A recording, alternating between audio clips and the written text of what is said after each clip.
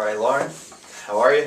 Great, how are you? Doing well. So we just finished up observing I finished up observing your lesson. I was in there for about 15 minutes, and what I was observing was a lesson on short and long vowels. Correct. And the goal of this lesson was that your student would be able to identify long and short vowels with 80% accuracy. Just thinking back on this lesson, how do you feel it went? I think the lesson went well. I think because we've been talking about long and short vowels that he was able to sort them correctly with the percentage of accuracy that I expected him to produce. Of the 20, he correctly sorted 18 of them. He was having difficulty with snap, which he kept saying snape because he wanted to put a magic E on the end, so we had a little bit of problem there. But from that activity, he was able to successfully and independently sort 90% of those words, of the long and short that I had presented to him. So I feel that he was successful and that we can move on to other things. The quiz he was having a lot of difficulty with. I think he was able to correctly answer 7 out of 8 of those questions, which gave him an 88%. So in a format, like a formal format, maybe that's something that we may need to continue to work on. But overall, I think he was very successful. So just thinking back, so I know you noted that he was successful throughout most of the lesson, and which I observed. Is there anything that you had planned for that either was very successful that you thought, or that something that you wanted to work on? I was surprised that he was able to use like a more grown-up vocabulary and really articulate the difference and being able to distinguish between the long and short. Because as a second grader, you sometimes think they're going to use like kiddie words, we'll say, and not really use academic vocabulary. But I feel as though like he is able to explain himself or a situation using some academic vocabulary words, because he was able to say, it says his name, he was able to identify, distinguish between the different sounds of long and short, and tell me about the magic E, which is, kind of childish, the magic E that turns it into a long vowel. So he was able to really articulate, which I was surprised. I thought he was going to struggle with that, with the actual explaining it to me. Because I always feel there's a difference with them explaining it to you versus you kind of telling them what it is, if that makes sense. Yeah. So I was very impressed that he was able to explain in detail as much as he did. Okay, so that was definitely a positive of the lesson. Now with the magic E, was that a strategy that he came in knowing, or was that something that we worked on? He, when I had asked him if he knew what a magic E was, he said it sounded familiar, and I said, "Oh, do we work on that at school?" And he didn't know. But I think it's something that they had discussed at school, because once we did a lesson on it, he started to really kind of remember that strategy. So now it was more of me just building kind of that, when you see a word that has an E, try the long vowel sound to cut down on the tapping out of each sound, which is what I'm going for, is to cut out the constant tapping of every letter in the word. Now in the lesson, was there ever any point where he may not have performed up to where you wanted, but then you felt that you were able to redirect him?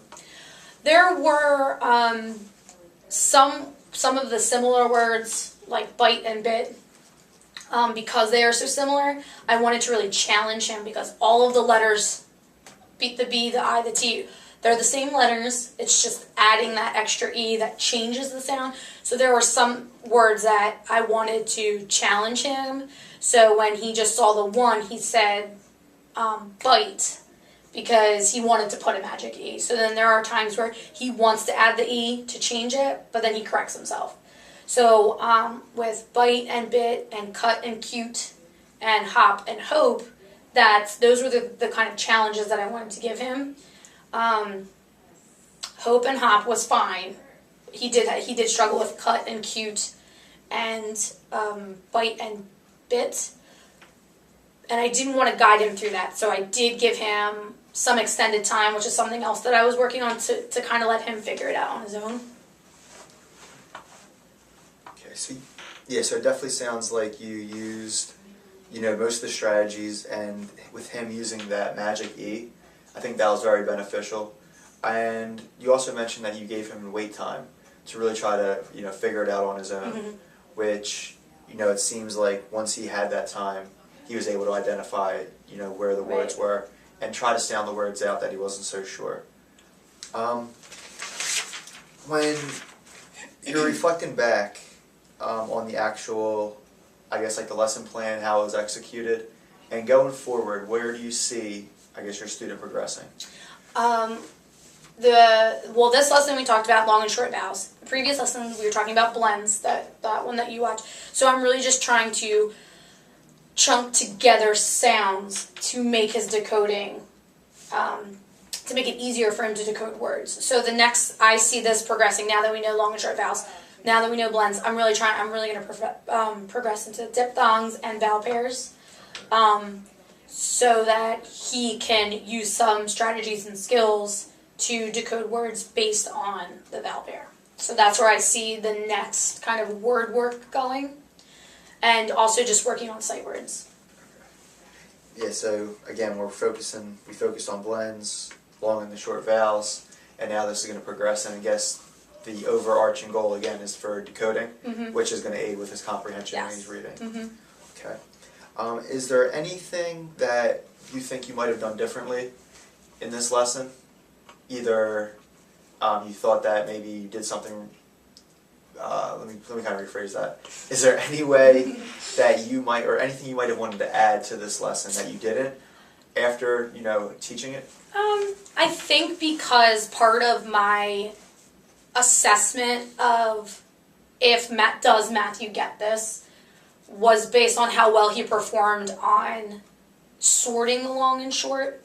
When he did put snail and snap in the short, I didn't correct him at the moment because I wanted that to kind of be his assessment. So thinking back on it, I probably should have been like, let's look at these two again. But I just wanted to make sure that I had some informal and formal data collection to use to see, did I reach my target goal of Matthew being able to, distinguish between long and short vowels. So I think going back, I probably would have changed that, and pulled them off maybe and said let's look at them again. So I probably would have gone back and figured that out a little bit better. Okay, so you're saying that maybe possibly like the couple pairs of words that he almost got 100% correct on, Mm-hmm. that maybe that might require a little bit more time. Yeah. If you were to go back Mm-hmm. and maybe focus on those. Yeah, I think because with Snap, he was trying to put a magic E on the word and say Snape, Snape, Snape, so that stuck in his head, even though we stood there together and I kept saying Snap and have him repeat it, Snap, Snap, Snap. I think it just was in his head that it was Snape, which is why he put it both in the same category. Okay.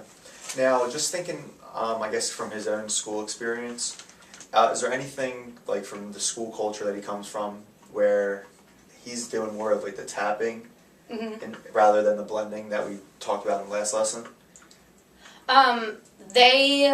In his district, they do use the Foundations program, which Foundations, focuses on tapping sounds out.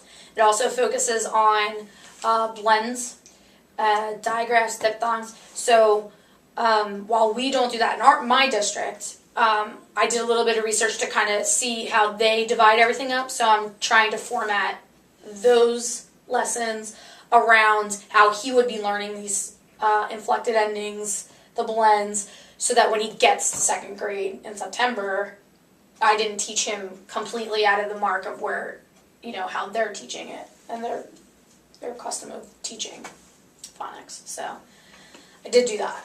All right, so you're almost, emulating how he's been taught phonics up to this point, and really trying to fill in those gaps and those areas Right. of need that he needs. Just giving him some enrichment and trying to give him some enrichment of the skills that he does possess and his strengths that he does possess, which is the tapping out and the blends, and now long and short, and trying to extend them more into the difficult vowel pairs that he will experience in second grade, because he is a little bit below grade level in terms of decoding and sight words. So that's where we're working on sight words. We're working on extending his skills into other sets of decoding so that when he gets to second grade, he can start using those strategies as just, they're right there. It's memory. He's doing it. Awesome. And then just, thinking back over our conversation, is there anything that, as a coach, that I could kind of do going forward? Maybe thinking about towards our next session. Towards our next session, we'll definitely be working on more difficult decoding concepts. Okay. So I think just continuing to give him the wait time and just being very explicit and clear with my directions during the instruction and the modeling section. So I think now that we're getting into more difficult, things get a little bit sketchy with the pairs. So I want to make sure that I'm giving clear, direct instruction, testing everything that we talked about in modeling and guided practice. Okay. And making sure that he's able to remember that and that I'm not, overcrowding him with a lot of words and jumbles and stuff. Okay, so really the goal, I guess, moving forward is now that he's getting into more, complex, reading, that we want to look at how maybe the modeling and the direct instruction, is kind of transitioning into guided practice, and how he's,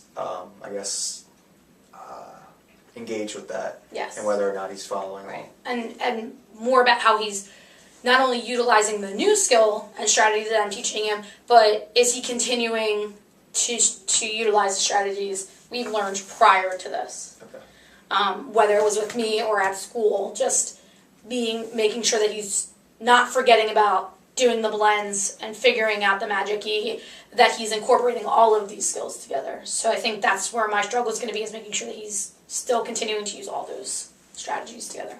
Okay. Do you have any other questions I don't. for me or anything? Okay. All right, well, awesome job, and Thank you. thank you. All right.